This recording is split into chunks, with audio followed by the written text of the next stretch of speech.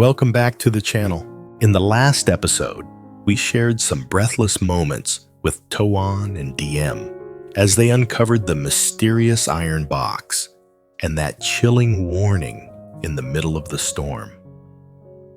But life has to go on. Despite the fear and anxiety, bellies still need to be fed and bodies still need to be clothed. After finishing the kitchen, to keep the fire warm, Toan realized another urgent need: privacy and hygiene. A home isn't complete without a bathroom, and freshly washed clothes can't just be draped over bushes forever. So a new plan was hatched. This morning, amidst the thick mountain fog, a touching story unfolds about a husband and wife sharing the load. The image of a diligent wife waking up early to do laundry in the biting cold, and a husband quietly waking up to steal that hardship from her, is sure to melt anyone's heart. And especially today marks the first harvest day. Those bright red carrots are the hope for some income to cover their living expenses. So brew a hot cup of tea, sit back, and immerse yourself in this peaceful space filled with love. Don't forget to hit like and subscribe to support them. Last night was a long one. After reading the warning note, Toan tossed and turned. He lay listening to Diem's steady breathing, his mind a mess. He looked up at the dark wooden roof. Someone wants them to leave, but go where? Back to living under a bridge. Back to wandering aimlessly. No, Toan clenched his fist. He isn't going anywhere. He will protect this place. He will turn it into an impenetrable fortress. When the internal storm settled, Toan started planning practical things. The kitchen is done, so food and heat are okay. But what about bathing and clothing? Lately, Diem has been using a torn tarp in a hidden corner behind the house to shower. Cold water, drafting wind. As a man seeing his wife suffer like that, Toan couldn't stand it. Tomorrow, I have to build a bathroom, Toan calculated in his mind. It needs to be private with clean tiled floors. And I need to build a proper clothesline immediately. Watching Diem hang clothes on the thorny fence, tearing everything up. It's not right. That thought circled in his head, eventually lulling Toan into a fitful sleep. 4:30 a.m. It was still pitch black. Thick fog blanketed the hill, soaking the porch. The early morning chill in the highlands was cold enough to see your breath. Diem stirred gently. She tiptoed out of bed, lifting the blanket carefully so as not to wake Toan. She looked at her sleeping husband, his face gaunt after days of hard labor building the kitchen. She loved him endlessly. "Sleep a bit more, honey. Let me handle the chores," Diem whispered. She threw on an old cotton coat, slipped into freezing rubber boots, and carried the basin of dirty clothes to the well. Their work clothes were caked with mud, cement, and mortar. Diem ladled the stream water. It felt like needles piercing her skin. Her small hands turned red and numb, but she gritted her teeth, scrubbing every shirt and pair of pants. The swish-swish of scrubbing and the splashing water echoed softly in the mist. Inside, Toan had actually been awake the moment Diem left the bed. He lay still, listening. When he heard the water splashing in the yard, he knew exactly what his wife was doing. So silly, going out to play with water in this freezing weather, Toan mumbled. But his scolding tone was filled with boundless affection. He threw off the blanket and sat up. Without hesitation, Toan put on his coat and walked quickly to the door. Toan stepped into the yard. The fog was so thick, he could only see Diem's faint silhouette by the water tank. He approached and saw his wife's thin shoulders shivering in waves, her hands submerged in soapy water, turning red as a boiled shrimp. Toan didn't say a word. He went straight to the corner of the garden where the bamboo pile was. He chose 2 straight old bamboo poles as thick as a bicep. Then he grabbed a machete and went to find 2 sturdy, forked wooden stakes. Diem heard the noise and startled, "Oh, you're up. Why didn't you sleep a little longer?" Toan walked past her with the bamboo on his shoulder, his voice deep but firm. How can a husband sleep soundly when his wife is up? You just keep washing. I'm going to make something quickly. Toan chose the breeziest spot that would catch the morning sun right next to the well. He started digging holes. Thud, thud. The morning ground was hard, but his strikes were powerful. In no time, 2 deep holes were formed. He planted the forked stakes, wedged them with rocks, and packed the soil tight to ensure they wouldn't topple in the wind. Then he placed the long bamboo pole across the forks and secured it tightly with wire. A makeshift, but incredibly sturdy clothesline was finished. It was wide enough for blankets and clothes for both of them. Toan stroked the smooth bamboo surface, nodding in satisfaction. So from now on, my wife won't have to hang clothes on thorny bushes anymore. By then, Diem had just wrung out the last basin of clothes. She was about to stand up to hang them when Toan was 1 step faster. He rushed over and snatched the basin from her hands. "Put that down," I said. "Put it down." Diem was bewildered. "You let me hang them. It's light work." Toan put down the basin, took Diem's freezing hands, and blew warm breath onto them to heat them up. "Your hands are cold as ice. How can you hang anything? Hanging clothes requires height. Let me do it. It's faster. Go inside and warm your hands by the fire or check on breakfast. Let the men handle the heavy lifting." That rustic care brought tears to Diem's eyes.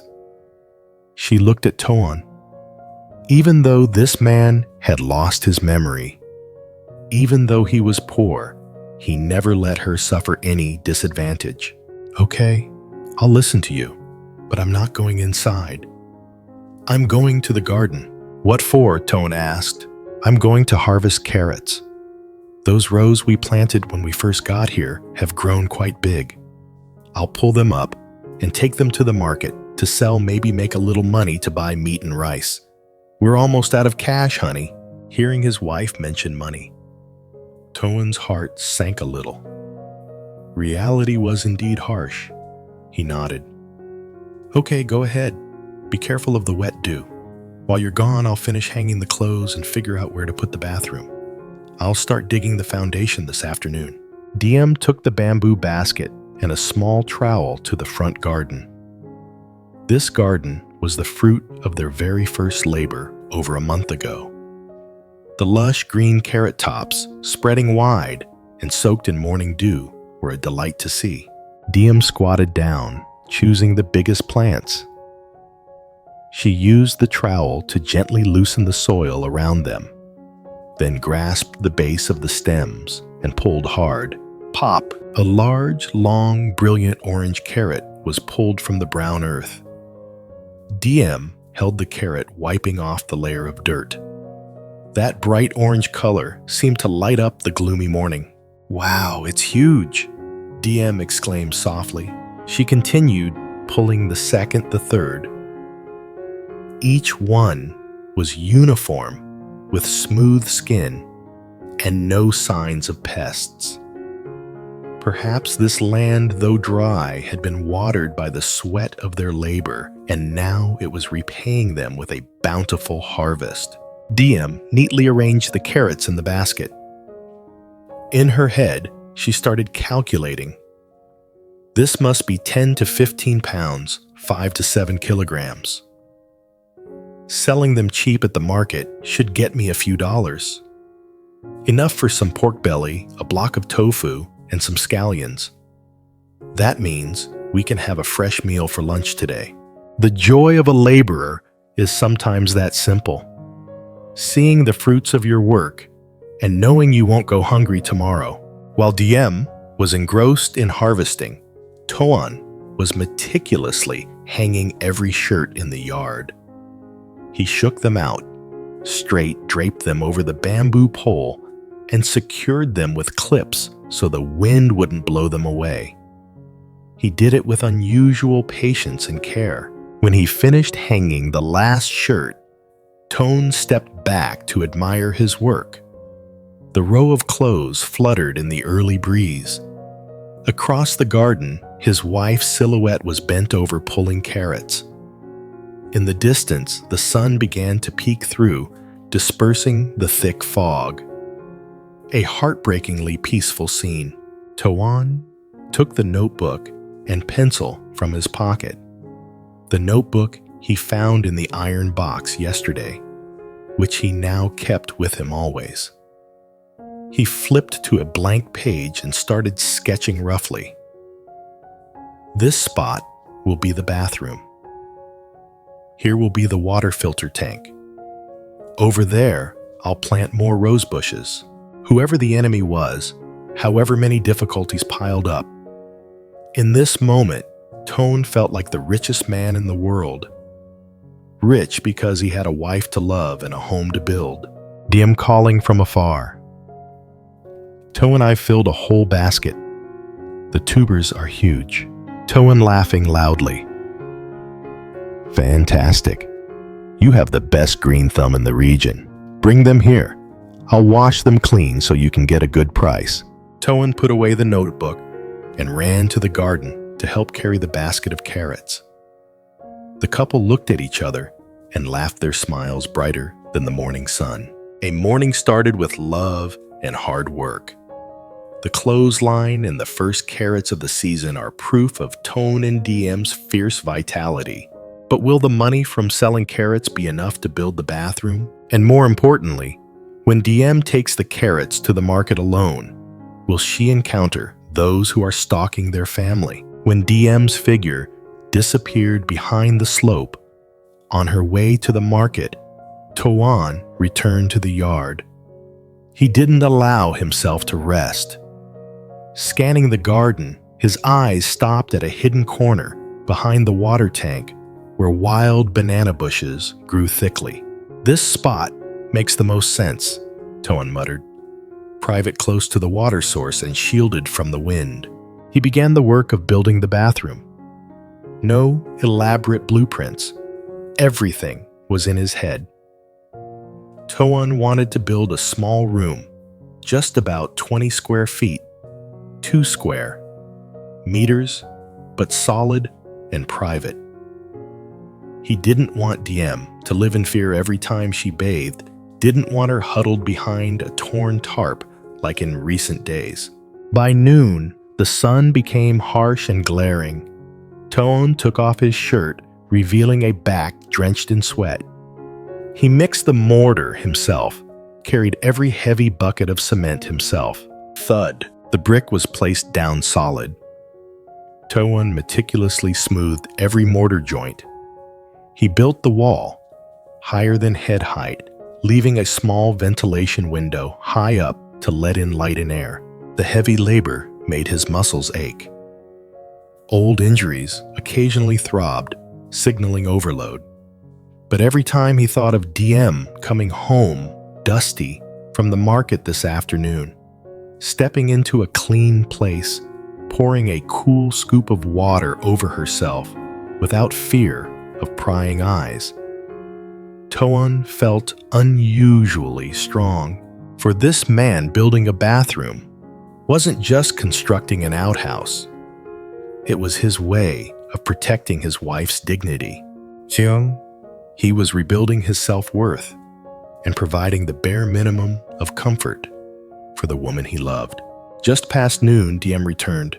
Her basket felt light as a feather since she had sold all the carrots, but her legs felt heavy as lead from the steep climb. As soon as she stepped through the gate, she was greeted by the sight of a bright red brick wall rising tall next to the water tank. Toan was standing on a makeshift wooden chair to lay the top rows of bricks. Diem forgot her fatigue. She set the basket down on the porch and rushed over. "Toan, what are you doing?" Toan turned around, wiped the sweat from his brow, and flashed a smile, smudged with mortar, but radiant. The boss is back. I'm building a VIP bathroom for you. The rough build is almost done." Diem looked at the tall, square walls, and a wave of emotion surged within her. She knew he was doing this entirely for her. "Why didn't you wait for me to help? Doing this alone is too hard. Do you need me to mix mortar or pass you bricks?" Diem rolled up her sleeves, ready to jump in. But Toan quickly waved his hands. No, please, boss. You walked miles and sold goods all morning. You're tired. This work is dusty and heavy. Let the men handle it. I'm almost done with the roof anyway. Go inside and rest. Drink some water to get your strength back. Hey, you look really pale. Go rest immediately. Toan's commanding, yet pampering tone made it impossible for Diem to refuse. "Okay, I'll go make you some lime water then. Finish up and come rest right away, okay?" Toan nodded. "Yes, ma'am." Diem had just washed her face and hands and was about to sit down on the bamboo cot to rest when she heard the sound of a motorbike struggling up the slope, then the engine cutting off right in front of the door. "Is anyone home?" A familiar warm voice rang out. Diem ran to the door. It was Mrs. Tui, Mr. Thu's mother. She wore a simple set of traditional clothes. A conical hat on her head and sweat beaded on her kind face. Behind the motorbike taxi driver was a small sack and several huge plastic bags. "Auntie, you came up to visit us." Diem cried out in joy, rushing to help her. Mrs. Tui smiled gently, holding Diem's hand. "Yes, I was sitting at home feeling anxious, wondering how you two were managing up here. Were you cold? Were you hungry? So today, I parked my bike at the foot of the hill and hired a driver to bring me up to check on things." She turned to the driver.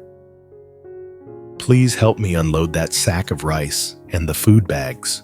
Diem looked at the pile of supplies and was overwhelmed. A sack of fragrant rice. A bag full of all kinds of vegetables. A bag of pork, and even a bunch of ripe yellow bananas. "Oh my God. Auntie, why did you bring so much stuff? We still have food," Diem said, feeling sheepish.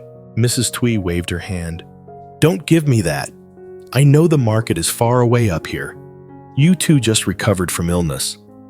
How can you regain your strength eating meagerly? Just take it. It's all homegrown, didn't cost a cent, so don't be shy." Diem's eyes welled up a hippie as she helped the driver carry the goods inside. Each item was placed on the wooden table Toan had built the other day. The wooden cabin was suddenly full of food, as if Tet Lunar New Year had arrived early. Just then, Toan placed the final brick on the bathroom roof. Hearing the commotion inside, he quickly washed his hands and feet at the tap, smoothed back his hair, and walked in. Seeing Mrs. Tui, Toan bowed respectfully. "Hello, Mother. You came to visit without telling us, so we could come down to meet you." Mrs. Tui looked at Toan. It had only been a few days, but he looked completely different. His skin was tanned by the sun and wind, his body more rugged, but his eyes shone with determination. She nodded in satisfaction. "No need for a welcome party. I can walk." "Wow, Toan, you look much healthier. I heard you just built a kitchen, and now you're building a bathroom too." Ooh. Toan smiled awkwardly, pouring a cup of water for her. "Yes, I wanted to get it done so my wife can be comfortable. Please have some water." The three of them sat around the rustic wooden table. Mrs. Tui looked around the house. Although the furniture was simple, everything was arranged neatly and tidily. The floor was shiny clean. The kitchen felt cozy.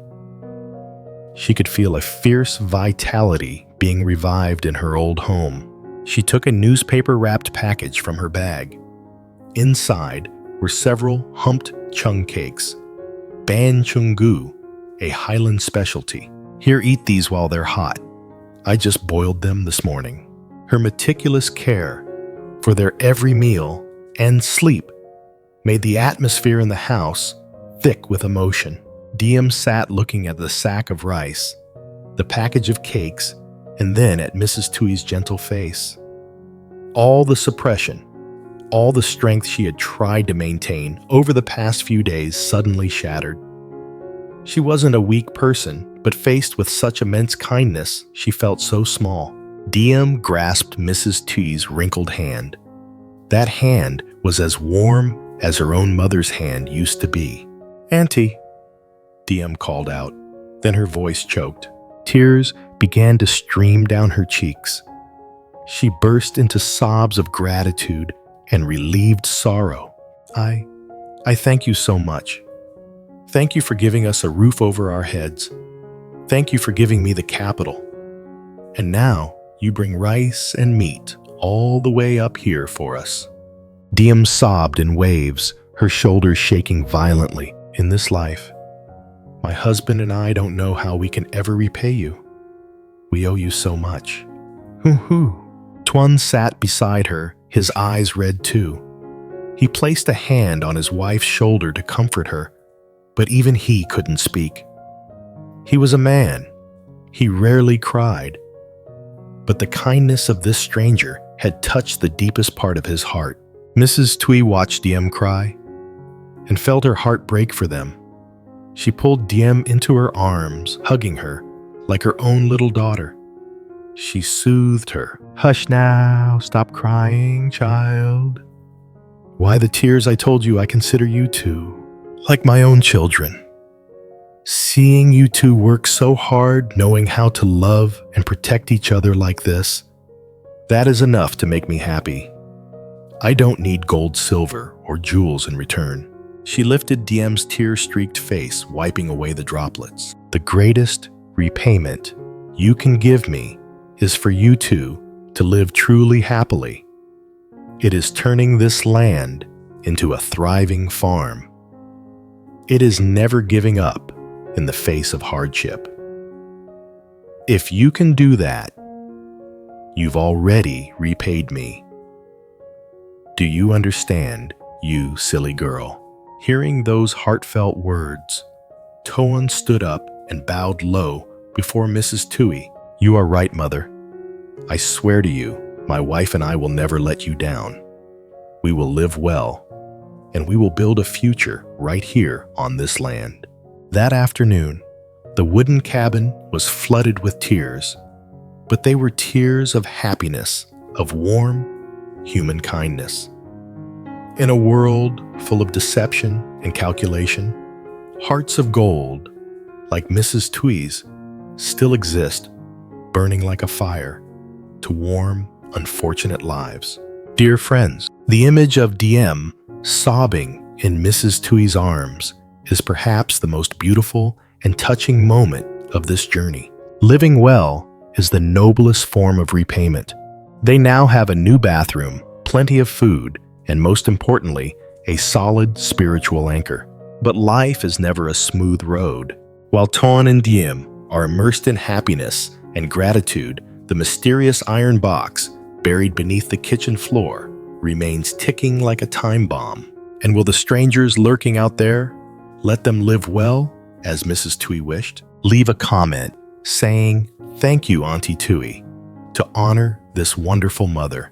Don't forget to hit like and subscribe. The next episode, The Shadow in the Night and the Disappearance of the Iron Box, promises to bring us back to breathless suspense. Goodbye, and see you next time.